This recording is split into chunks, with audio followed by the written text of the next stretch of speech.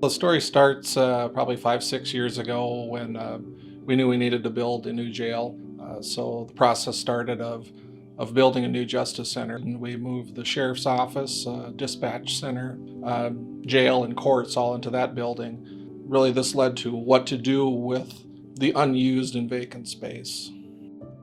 With the help of Widseth, we asked them to evaluate the space, and the building could be repurposed. So I think that was sort of a game changer for us.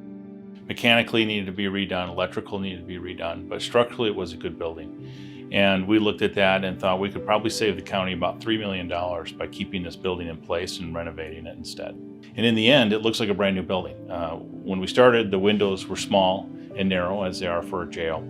And then we widened those up, put new headers in, put new glass in, and with all the southern exposure, brings a lot of that light into that space.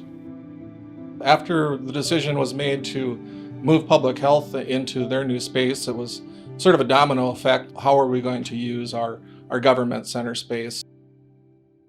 During the pre-design process, our staff interviewed all of the staff in each of the departments throughout the courthouse, in all the departments. We identified their needs, their public interaction, the type of spaces they wanted, if they wanted more private spaces, more offices, more open spaces. Took all that information, we built that into the design. The government center is actually a 5-phase project. The first phase being the restoration of the east entry to the building, the historical renovation and handicap accessible route, putting a new accessible entrance into the elevator lobby, new landscaping, new sidewalks. The second phase, which is actually 3 separate phases in itself, would be renovating the 3 floors of the existing building. We modified the scope of the project to meet the budget for the county. AP was integral in making that happen. Every 2 weeks we have OAC meetings, which are the owner, architect, contractor meetings. Kind of a group effort on the schedule as far as how we would sequence the project.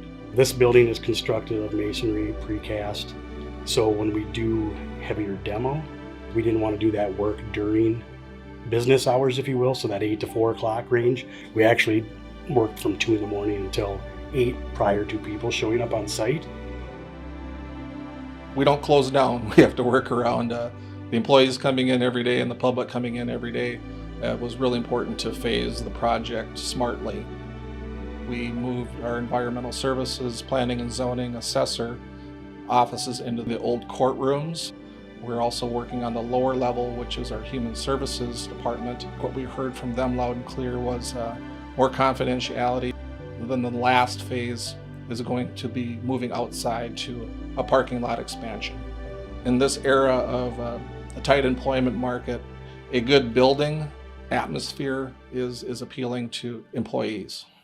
And then I think also the other big aspect that I've seen is just the good working relationship with Widseth and our construction manager, Adolfson Peterson. It makes my job easier when I know that there's good teamwork going on.